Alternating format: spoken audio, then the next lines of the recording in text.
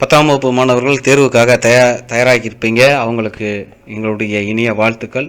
இங்கே ஒரு மேக்ஸ், அதில் நாம் எப்படி மார்க் அதிகமாக எடுக்கிறது அப்படிங்கிறத பற்றி பார்க்க போகிறோம். முதல்ல நல்லா கவனிச்சுக்குங்க.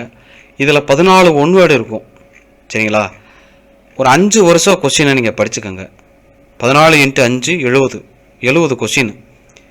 இந்த 70 கொஸ்டினில் 14 கொஸ்டின் அட்டன் பண்ணுறது உங்களுக்கு கஷ்டமாக இருக்குமா? கண்டிப்பாக இருக்காது. மேக்ஸிமம் 12 கொஸ்டினாவது நம்ம அட்டன் பண்ணிடலாம். மிச்சம் 2 கொஸ்டின் இருக்கும். அது எங்கேருந்து இருக்கும்னா கண்டிப்பாக புக் பேக்லேருந்து தான் இருக்கும். ஸோ மனசை தளர விடாமல் படிங்க. ஒன்று. ரெண்டாவது பார்த்தீங்க அப்படின்னா, இப்போ 2 மார்க்குக்கு வர்றோம். இப்போ 2 மார்க்கை பொறுத்த வரைக்கும் 10 2 மார்க்கு எழுதணும். ஆனால் நமக்கு கொடுத்துருக்கிற கொஸ்டின் எத்தனை கொஸ்டின் இருக்குன்னா 14 கொஸ்டின் இருக்கும். 14 கொஸ்டின்னா 5 வருஷத்துக்கு 14 × 5 70 கொஸ்டின் இருக்கும். அப்போ 5 வருஷம் கொஸ்டினை நீங்கள் பார்த்துக்குங்க. அது உங்களுக்கு இன்னும் ஈஸியாக இருக்கும்.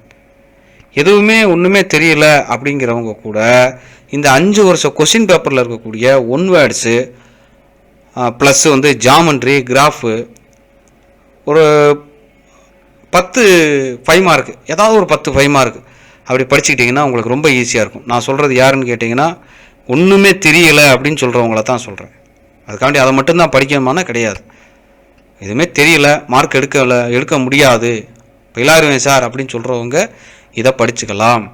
உங்களுக்கு அது ரொம்ப ஈஸியாக இருக்கும். ஏதாவது உங்களுக்கு கொஸ்டின் வேணும், மேக்ஸ் சம்மந்தப்பட்ட விஷயங்கள் எதுவும் உங்களுக்கு வேணும் அப்படின்னு சொன்னாலும் நீங்கள் கமெண்ட் பண்ணுங்கள். நான் உங்களுக்கு அதை ரெடி பண்ணி அனுப்புகிறேன்.